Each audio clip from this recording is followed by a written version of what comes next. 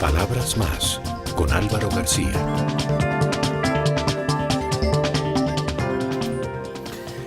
Eduardo Sacheri, bienvenido a Palabras Más. Muchas gracias, Álvaro. Un gusto tenerte acá. Felicitaciones por tu premio Alfaguara de Novela 2016 con este libro, La Noche de la Usina. Muchas gracias. Oye, ¿qué representa para ti como escritor ganar un premio como este tan importante?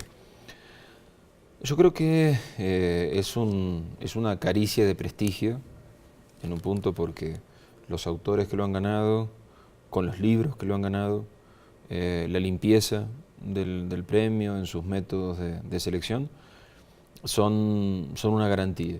Y sentir, bueno, un libro mío queda en el mismo estante de la biblioteca que esos grandes monstruos literarios, la verdad que es un honor. Y también es una gran oportunidad de visibilidad.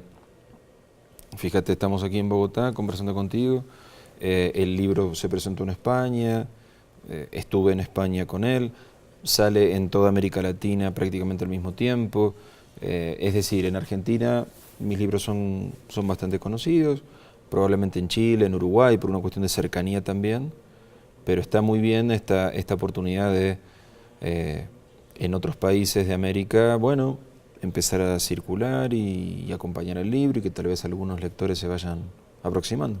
Cuando tú sales para presentar tu libro y te encuentras con lectores de otros países, como en Colombia, no solamente en Argentina, como tú dices, ni en los países que están más cercanos, sino ya en otros países, en Europa, ¿qué te llama la atención de cómo la gente ve tus libros? ¿Qué inquietudes se despiertan sobre lo que tú escribes?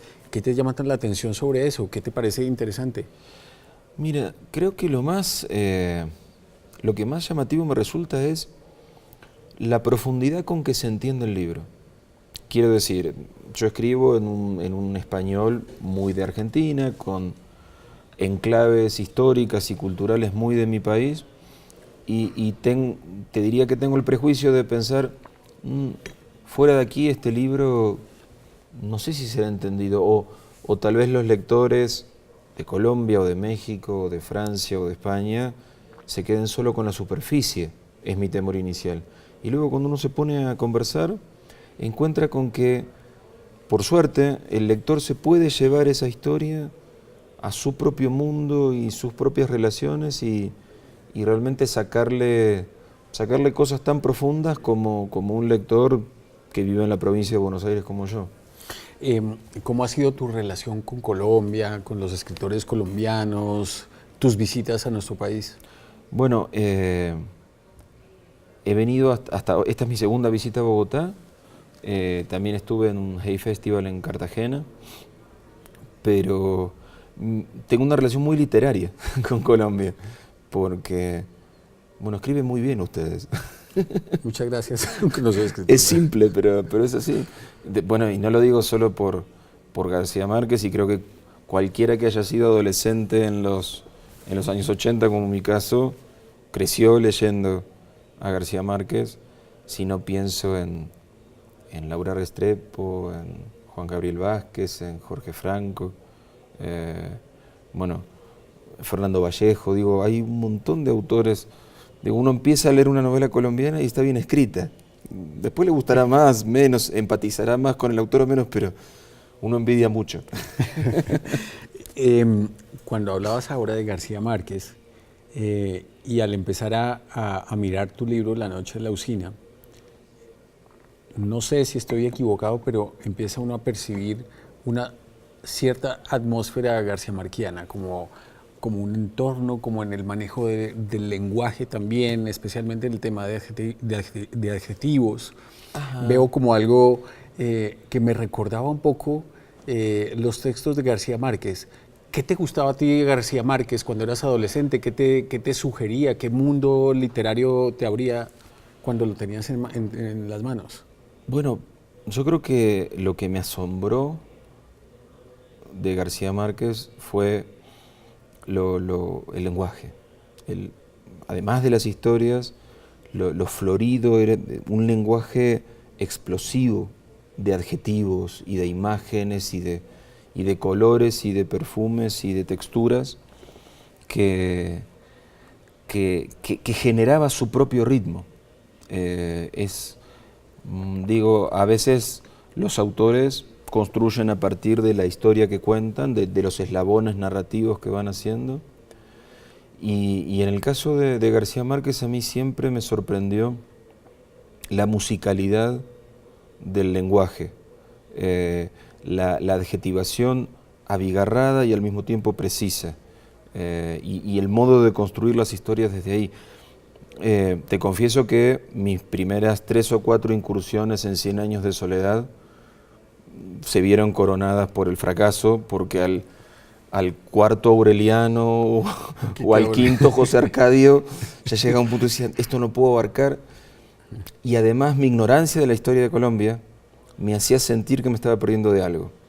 Entonces tuve que hacer otras estaciones garciamarquianas, Crónica de una muerte anunciada y el otoño del patriarca, qué libro, por Dios, bueno, Relato de un náufrago, y luego regresar más preparado a 100 años de soledad.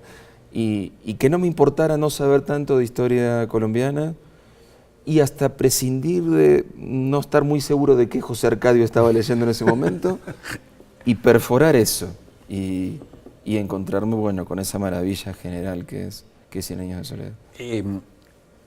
Antes de seguir hablando de tu libro, ahora mencionabas algunos escritores colombianos. ¿Alcanzas a percibir algo en común entre todos ellos, aunque son muy distintos, digamos, pertenecen como a una misma época de escritores colombianos? ¿Encuentras algo en común entre ese grupo de escritores colombianos? ¿Algún rasgo que pueda caracterizar esta literatura colombiana? Bueno, además del exquisito uso del español, estas referencias, lo vi en Juan Gabriel Vázquez, lo vi en Laura Restrepo, estas alusiones tangenciales a la historia de Colombia, a la historia reciente de Colombia, y pienso en el tema del narcotráfico, por ejemplo, y su influencia en la vida cotidiana, ciertos códigos de violencia, construyendo por detrás de la vida de cada cual. Tal vez yo lo pensaba o lo traducía a la realidad argentina, por ejemplo, de los años 70 y nuestra dictadura militar, que indudablemente nosotros también fuimos construidos de cierto modo por esa experiencia, y de algún modo aparece en nuestra manera de escribir. Me llamó la atención eso. Es cierto, hay como un interés por la historia reciente, sí, y el descubrir ahí como respuestas. Yo creo que en parte interés y en parte fatalidad. Fatalidad en el sentido de es inevitable.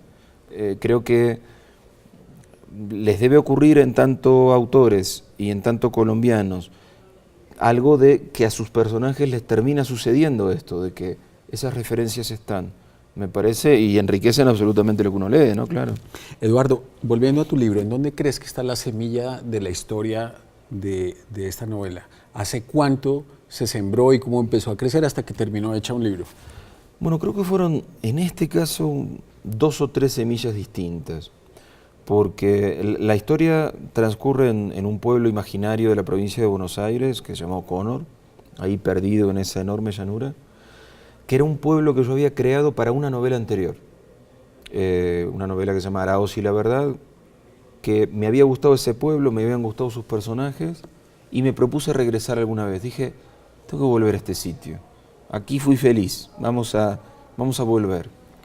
Y por otro lado, tenía ganas de construir una historia policial, luego de El secreto de sus ojos, que había sido una historia policial con un crimen, y que había sido muy exitosa y todo eso, pero tenía ganas de hacer una historia de un robo, con esos mecanismos de relojería de un policial, pero en manos de personas comunes y corrientes, que son las que mismas me interesan.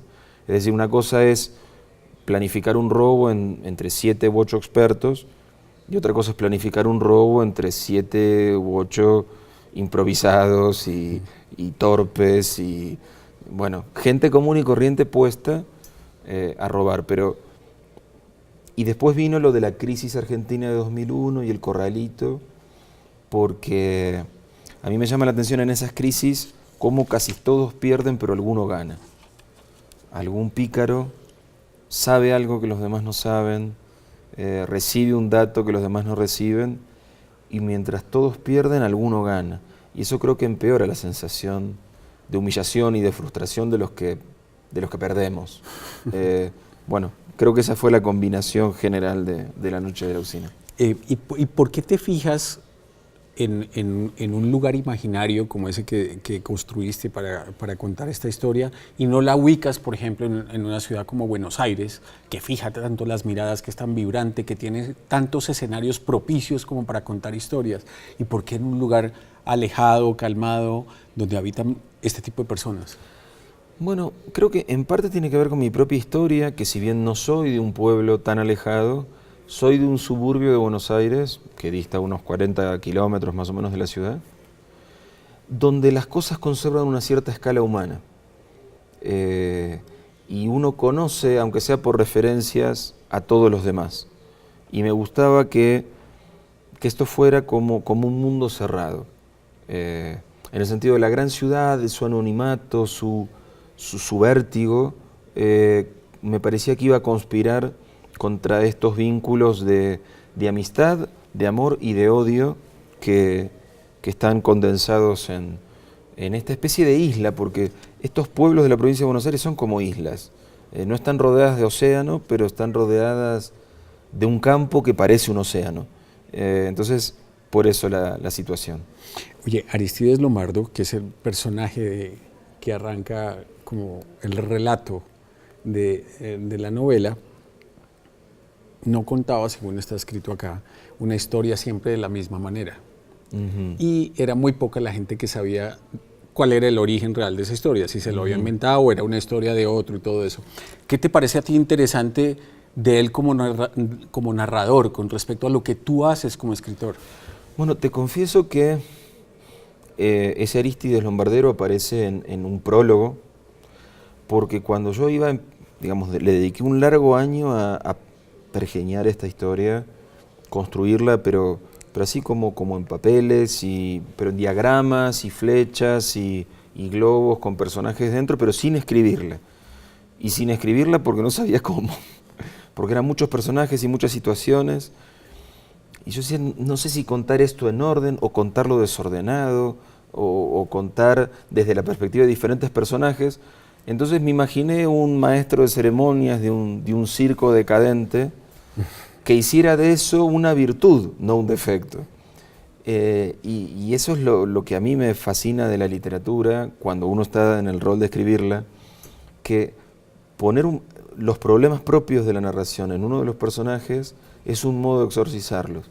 Entonces escribir ese prólogo, imaginando ese maestro de ceremonias anárquico y temperamental que podía contar Caperucita Roja empezando por la escena de la abuela, dije, bueno, si este Arístides lo hace así, veamos qué nos pasa a nosotros. Y al hacer eso con ese personaje, la historia empezó a fluir. Y la escribí en 5 meses.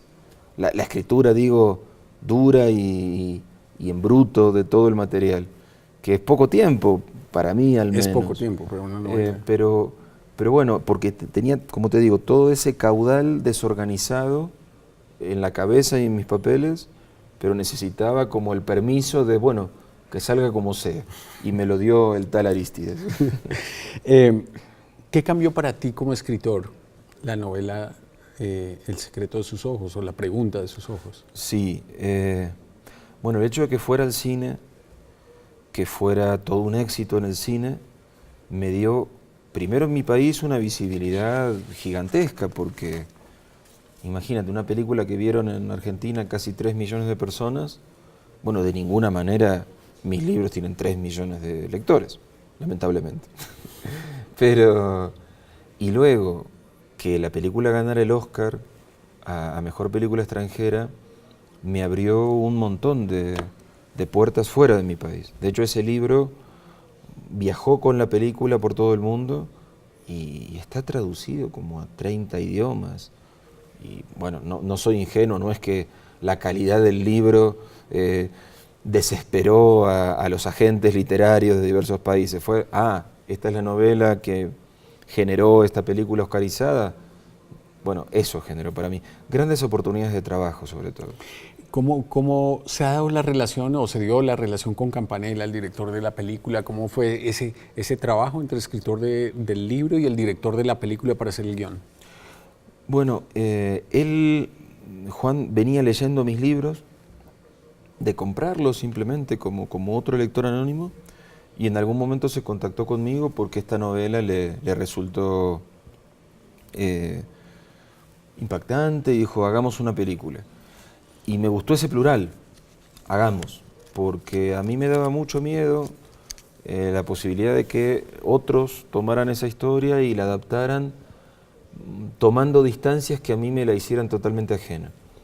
Y entonces el trabajo fue arduo, porque si bien creo que los dos somos muy dispuestos al diálogo y a la conversación y a la negociación, claro, uno como escritor de novelas, la novela es lo que uno ha decidido, mientras que una película es una cosa colectiva, donde uno hay muchas veces donde tiene que decir, bueno, está bien, y no es fácil, Sí.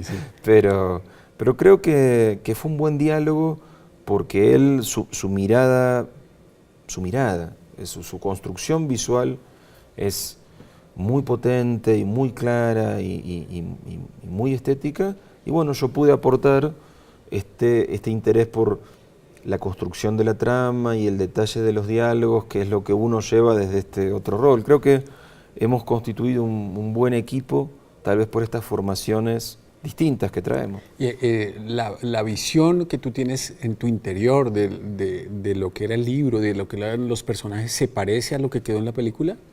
Se parece, te diría sobre todo en los personajes, más que en la trama, porque la trama, a veces por síntesis, a veces por deseos del director, va sufriendo modificaciones. Entonces suceden cosas distintas a las que sucedían en el libro, o hay cosas que en el libro a lo mejor uno considera importantes y no están en la película. Yo creo que la clave para sentirse en el centro del asunto y sentir que sigue siendo la misma historia, es que se respete la esencia de los personajes. Que aunque a esos personajes les toque enfrentar a lo mejor alguna situación diferente, las enfrenten desde su propia idiosincrasia. Entonces, cuando estamos en pleno guión y yo estaba confundido, pensaba, bueno, a ver, este personaje, él o ella, ¿cómo reaccionaría a esto? Bueno, reaccionaría de este modo, diría esto, callaría aquello, miraría de esta otra manera. Esa creo que fue mi garantía para sentirme a gusto con el producto final. No sé, pero encuentro entre esta novela y la película como un elemento en común, que es como el interés por el tema de la justicia, de la aplicación de la justicia y de los extraños caminos que toma la justicia para aparecer al final cuando probablemente la esperanza de que haya justicia está perdida. ¿Sientes que hay algo de eso también? Bueno, es un tema que a mí me importa mucho, así que creo muy factible que termine apareciendo en lo que escribo. En aquel caso, digo, en El secreto de sus ojos, me parece que hay, claro, algo muy trágico, hasta en la propia búsqueda de justicia, porque eso de un carcelero que termina tan encarcelado y tan prisionero como el asesino, uno no sabe quién está peor, quién está más castigado. A mí me gustó construir esa historia y te soy sincero, no sé quién queda peor. Me parece muy trágica toda la situación.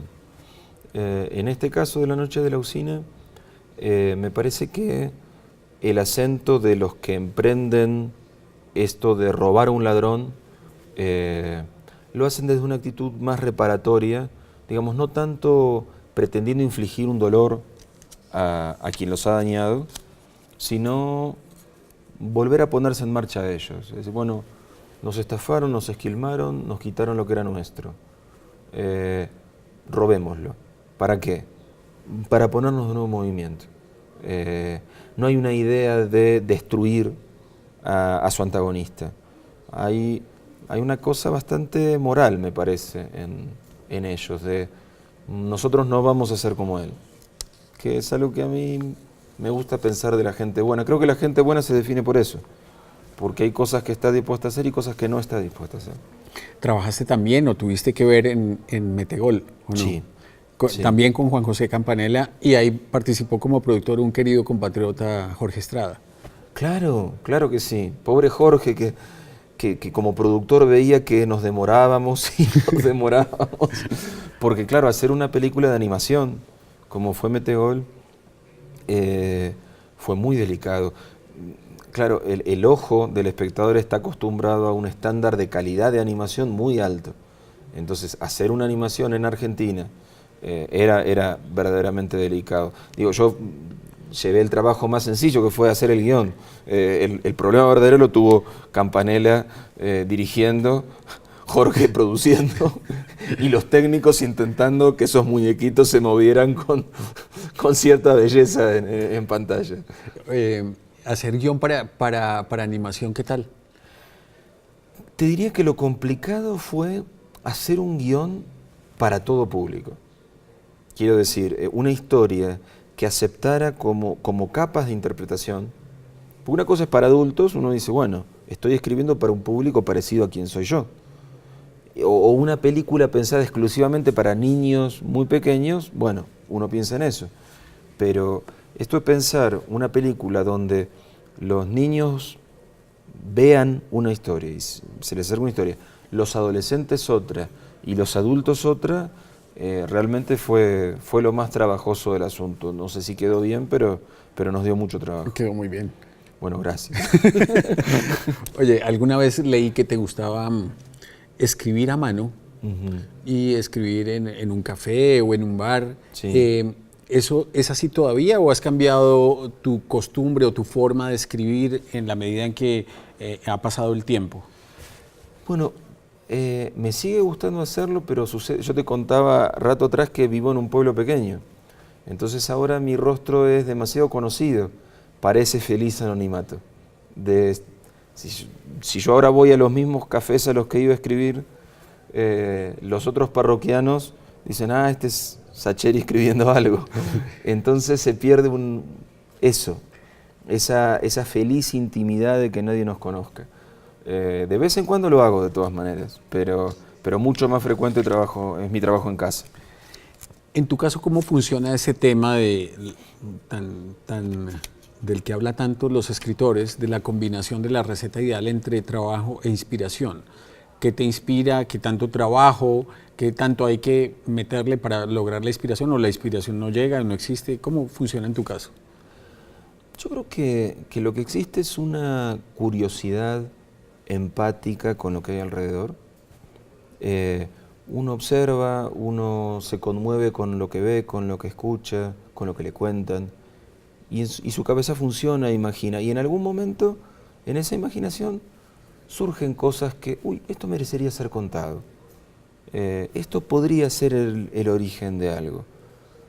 Tal vez ese es el instante de inspiración, ese cruce entre lo que uno está sintiendo, que siempre es bastante secreto para uno mismo, y ese material con el que uno está en contacto. Pero creo que la pregunta central siempre sale de, hay algo de lo que uno necesita hablar, aunque no tenga muy claro de qué necesita hablar. Y a lo mejor recién, después de varios años, puedo decir, en aquel momento que yo escribí este libro, estaba necesitado de hablar de esto porque me obsesionaba esta cuestión. Ahora, superada esta cuestión de inspiración, lo demás es trabajo, tedio, frustración y disciplina. No sé, salvo para algún privilegiado que se siente y escriba 300 páginas de un saque y le queden maravillosas y luego baje y bese a su familia diciendo, hoy escribí 4 capítulos inolvidables. No es mi caso y creo que no debe ser el de casi ninguno. Bueno, Eduardo, te invito a que hagamos una pausa para seguir hablando de literatura y, claro, de fútbol. ¿Cómo no?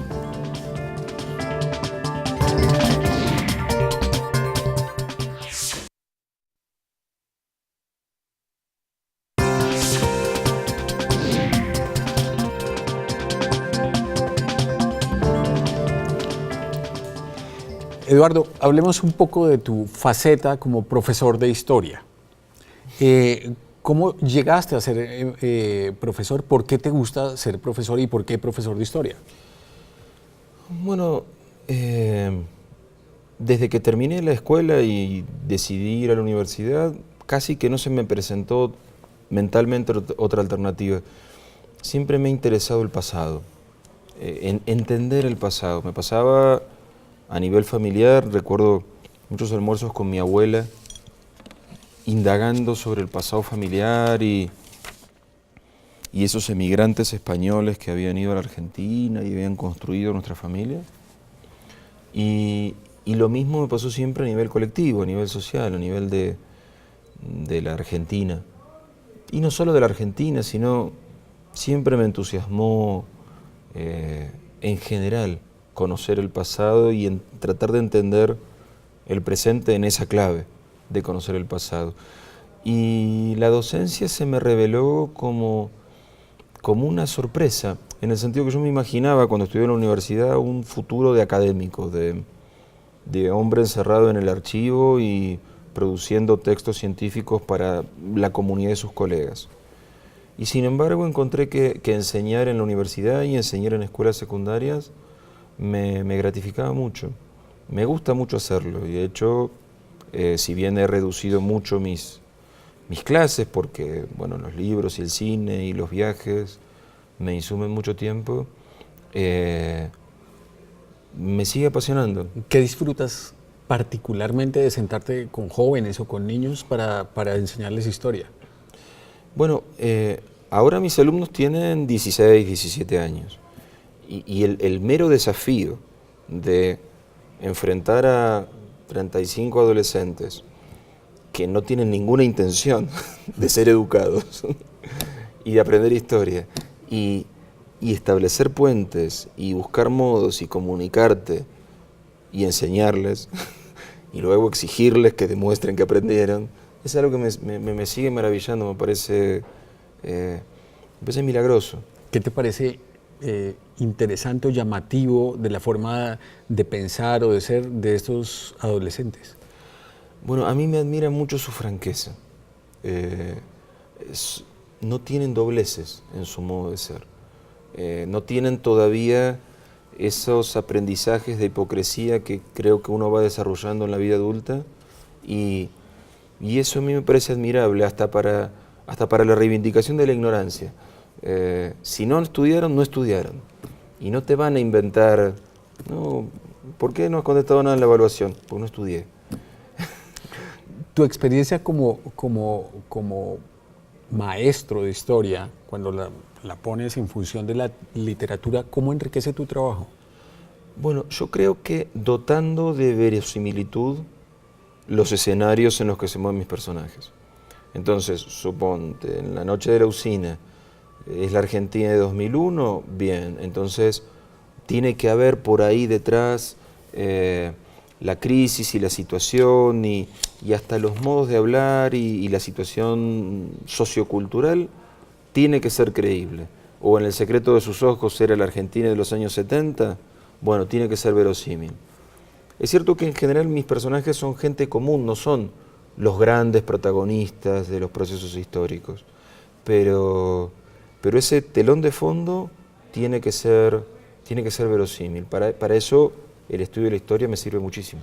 Eduardo, en este momento en Colombia estamos en medio de un proceso de paz con la guerrilla y uno de los temas que se discute tiene que ver con la historia, pero particularmente la manera como se va a escribir la historia. De hecho, hay una comisión encargada de hacer de dar la mirada y escribir la versión de lo que pasó en Colombia con el conflicto armado en las últimas décadas y eso es lo que va a quedar registrado en la historia de nuestro país. Es muy complejo.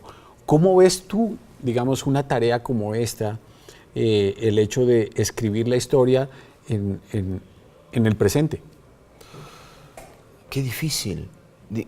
Veo dos dificultades en eso que me cuentas, Álvaro. Por un lado, en la cercanía, en la inmediatez, en lo próximo de la coyuntura. En general, a mí al menos me pasa que necesito para entender las cosas cierta mínima distancia, como que sedimente de algún modo el pasado al momento de estudiarlo. Y por otro lado, en este singular de la historia,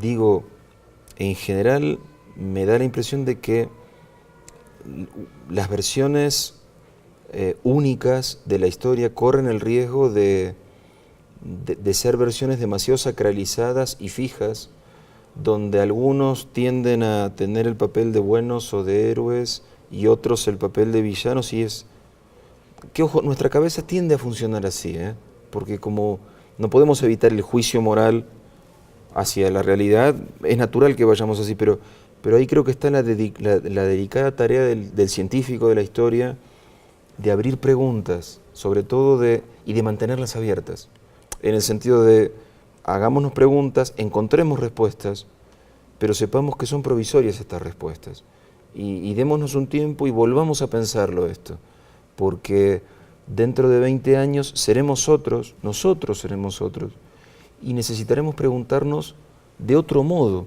sobre el pasado, y seguramente nuestras respuestas también serán diferentes, me parece. Eduardo, ¿qué momentos de la historia, como profesor, te parecen interesantes y te gusta enseñar? Bueno, me gusta mucho el siglo XX y particularmente me toca, por una cuestión de programas educativos, me toca una época riquísima como la segunda mitad del siglo XX, que a nivel mundial, bueno, de la Segunda Guerra Mundial en adelante está llena de procesos interesantísimos, y en el caso argentino, bueno, del peronismo en adelante, el peronismo, el antiperonismo, la violencia de los años 70, los golpes militares, la restauración democrática. Bueno, realmente reconozco que es más fácil interesar a los alumnos en esos temas que en la Mesopotamia asiática y el Antiguo Egipto, dicho esto con todo el respeto del mundo por los faraones. Yo tuve el privilegio de pasar unos años en Argentina, y había algo que me llamaba siempre la atención, y es que en las hojas de vida de las personas, en muchas de las hojas de vida de las personas, cuando uno consulta el currículum de la gente, dice dónde nació, qué estudió, dónde ha trabajado y de qué equipo es hincha. Ah, claro. Eso es muy importante. Tú eres un reconocidísimo hincha de Independiente. En tu caso, ese tema de ser hincha de Independiente, ¿cómo te marca? ¿Qué rasgo de tu carácter o de tu personalidad y de tu vida implica ser hincha de Independiente? Bueno, establece ciertas lealtades y ciertas enemistades iniciales, que bueno, uno como es una persona civilizada tiene que superar esos prejuicios, pero suponte, si yo veo a alguien con la camiseta de Racing Club, que es como el rival de Independiente, bueno, tendré que superar ese mínimo disgusto inicial. Sí. ¿Cómo le pasará a él también si me ve a mí con la de Independiente? Pero es verdad que el club, no sé, es una señal de identidad muy fuerte en nuestro país.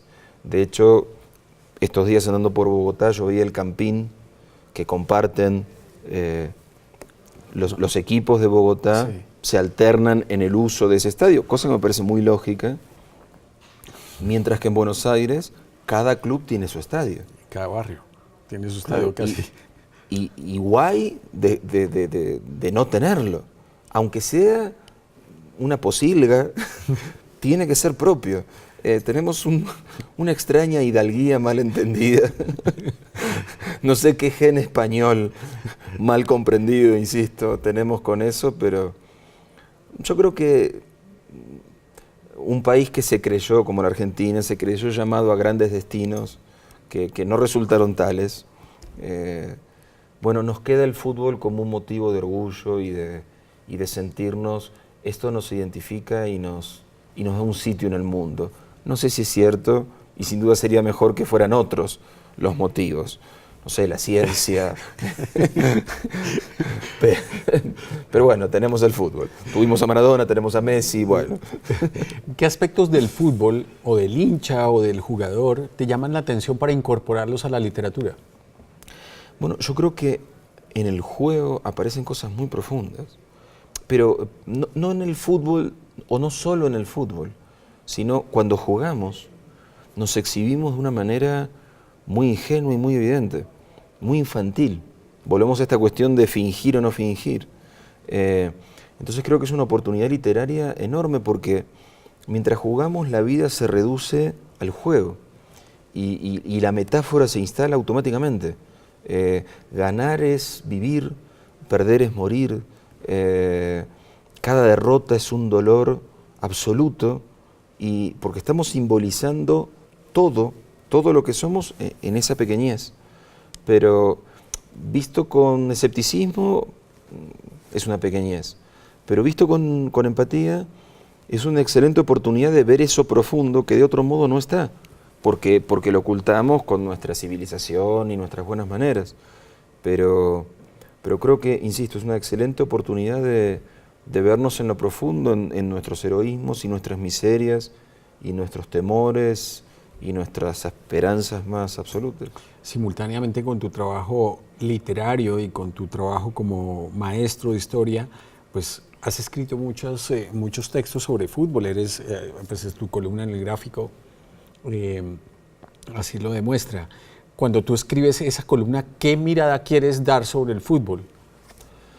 Bueno, te puedo decir más fácilmente la que no quiero dar, que es una mirada que yo veo mucho en los medios, al menos en mi país, una mirada torpemente celebratoria del fútbol, en el sentido de el fútbol es algo maravilloso, es una fiesta popular, genial, y esta palabra, la pasión, y todo el tiempo la pasión para aquí y la pasión para allá, como si el fútbol no requiriera ni profundidad ni crítica. Y no, creo que, primero, el fútbol es algo mucho más amplio que ese fútbol mediático y de rutilante, de millones de dólares dando vueltas, sino somos millones los que jugamos al fútbol y nadie nos saca una mísera fotografía. Y sin embargo eso también es fútbol. Y lo que viven los hinchas al otro lado de la línea de cal también es fecundo y lleno de cosas, mucho más que si tal jugador es una estrella o no lo es. A mí ese es el fútbol que más me interesa. Tiendo a ver el fútbol como un enorme iceberg, pero me interesa la parte sumergida, no esa parte que tenemos todos a la vista y que también me interesa, por supuesto, pero no desde el punto de vista literario. A mí me impactó mucho cuando era adolescente la revista El Gráfico, por la calidad de sus textos, por las narraciones de altísimo nivel literario que había sobre eventos deportivos, partidos de fútbol, peleas de boxeo, carreras de autos, y también por digamos, un lenguaje visual extraordinario. Los fotógrafos eran increíbles, las crónicas a través de fotos de lo que pasaba en los estadios o en las canchas o en un ring de boxeo eran maravillosas y de alguna forma me causaron interés por el periodismo y también por la literatura. ¿Cómo ves el periodismo deportivo hoy en comparación con lo que se hacía en ese momento? Bueno, yo te hablaba hace unos minutos de esta celebración acrítica del fútbol, y eso que me encanta, el fútbol, pero creo que le hemos dado un lugar al fútbol tan enorme, esto de canales de deportes, pero de fútbol, que están 24 horas, suponte, hablando de fútbol. Claro, el fútbol en sí se agota rápidamente. ¿Cuánto podemos hablar de un partido? Un rato. Y entonces empezamos a hablar de si el director técnico y de si estos jugadores cuando se van a su casa les hacen esto o hacen aquello. Y empezamos a crear una enorme ficción sobredimensionando la importancia social del fútbol. Y creo que el periodismo deportivo a veces cae un poco en eso. Porque claro, hay espacios que hay que llenar y no se los puede llenar con contenido siempre. Entonces, claro, se alternan, creo, grandes periodistas y buenos programas con, bueno, toda una serie de emisiones que, cuyo objeto, así como, no sé si aquí en Colombia hay, pero en Argentina tenemos estos programas de media tarde que hablan de los actores y las actrices y sus amoríos. También tenemos en los canales de deportes su correlato deportivo. Igualito, sí, el mismo esquema. El mismo esquema, esto de cuatro, que para un bar, nos juntamos en un café contigo, Álvaro, y con 2 o 3 más y lo hablemos, está bien. Ahora que lo convirtamos eso en un fenómeno mediático para que millones de personas lo vean, la verdad que me parece demasiado. Porque me parece que el mensaje que estamos dando es que, esto del fútbol es más importante que todo el resto de la vida. Y ahí creo que estamos cometiendo un error. Y te insisto, lo digo desde el profundo amor que me genera el fútbol.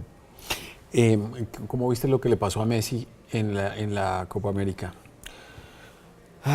Con mucha tristeza. Me conmovió mucho su tristeza, su desesperación, su desolación. Así lo vi. Y me preocupó en tanto argentino que Messi deje de jugar en la selección. Espero que haya sido solo un momento, por favor. pero al mismo tiempo me resultó muy evidente esto de cómo todos tenemos ámbitos de fracaso. Aún un muchacho que es el mejor jugador de fútbol del mundo y parece tenerlo todo, y en tenerlo todo incluye que todo le salga bien, porque juega en uno de los mejores equipos del mundo y tiene 5 balones de oro y rompe récord tras récord de los mayor goleador aquí y allá y de esto y de lo otro, y sin embargo hay algo que no le sale, que es ganar un título con la selección de Argentina, y eso le duele, y eso le quita el sueño y eso le genera lágrimas. Bueno, es tan humano como cualquiera. En esa discusión que siempre se presenta sobre quién es mejor, si Messi o Maradona, ¿tú cómo estás?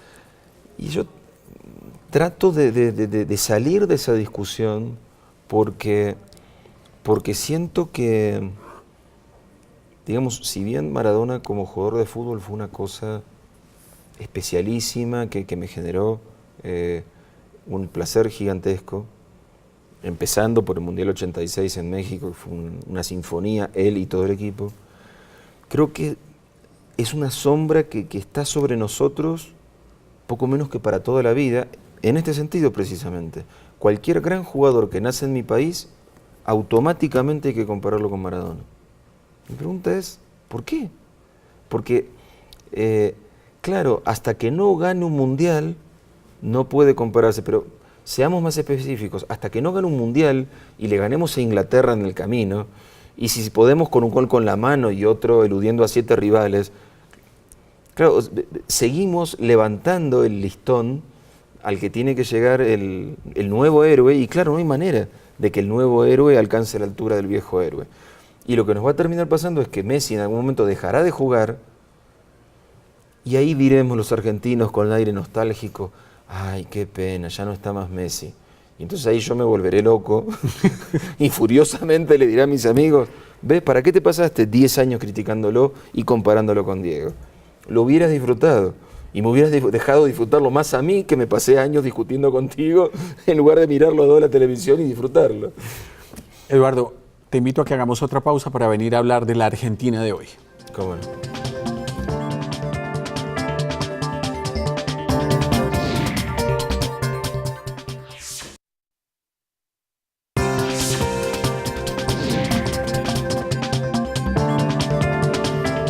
Eduardo, ¿cómo ves la Argentina de hoy, la destorcida política que está sucediendo en tu país, de un cambio de un gobierno a otro totalmente distinto? Bueno, mucho conflicto, es muy interesante. Si uno está dispuesto a no enojarse, cosa que en la Argentina es difícil porque todos nos enojamos mucho y muy rápido, no solo por el fútbol, sino también por la política, es un fenómeno interesante. Esto de, luego de 12 años de kirchnerismo, este giro a una cosa distinta, con algunos problemas pendientes muy hondos, esto de si un ajuste, de si cómo parar la inflación. Digamos, hay toda una agenda económica pendiente que genera bastante irritación social, porque claro, hay un tema de ajustes de tarifas y de disminución de subsidios complicado.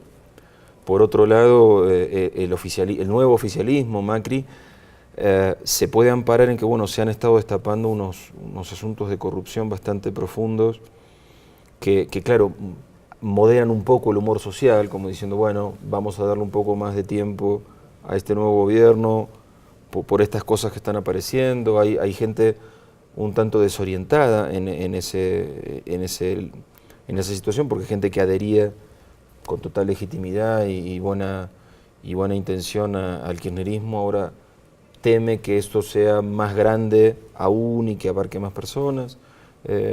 Ahí estamos, yo creo que con problemas económicos serios y muy pendientes de lo que pasa en los próximos meses, ¿no? No sé, en Argentina el humor político tiene mucho que ver con el humor económico. Entonces, si esta situación de parate económico y de recesión que ya, digamos que ya venía de un par de años, pero que se ha empeorado este año, digo, si esto empieza a mejorar, bueno, probablemente el acompañamiento a Macri sea mayor y las críticas sean menores, pero creo que va a depender mucho de eso. Y ese péndulo, ese movimiento del péndulo político en América Latina, de los gobiernos de izquierda, pues que tuvieron como su momento estelar hace algunos años y que ya está devolviéndose hacia el otro lado, ¿cómo lo ves? Bueno, veo eso, veo ese péndulo, aunque,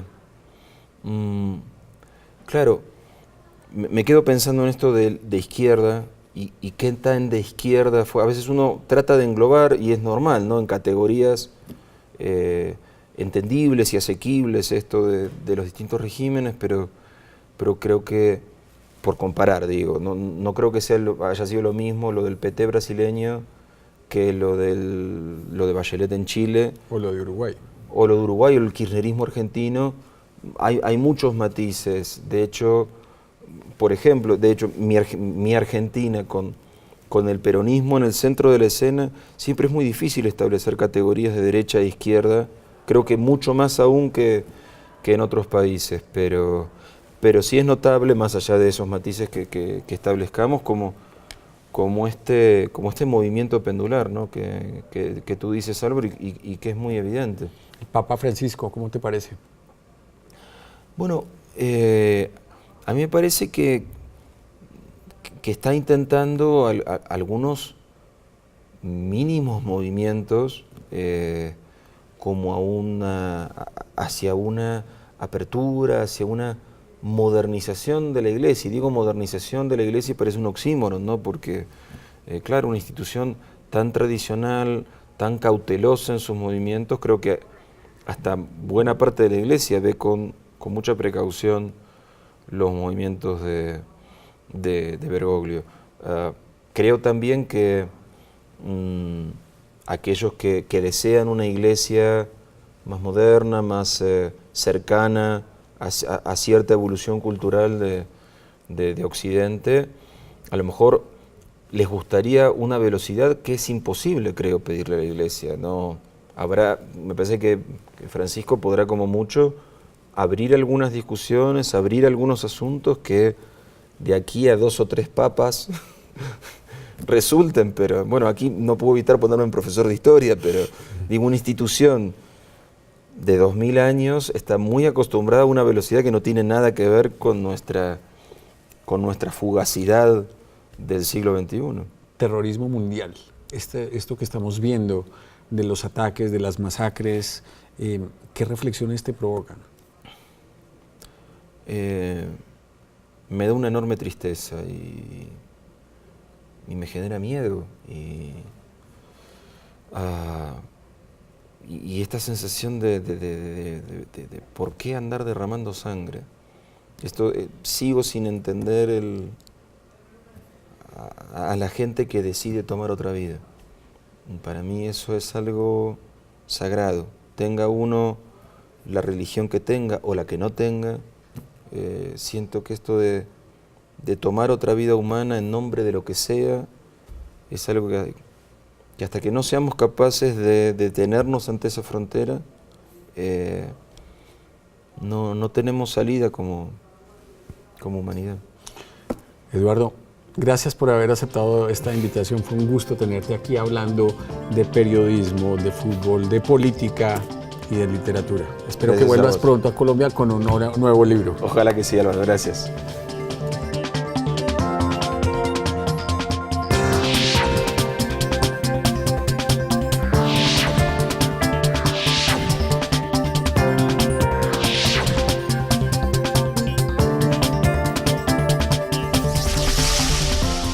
Palabras más con Álvaro García.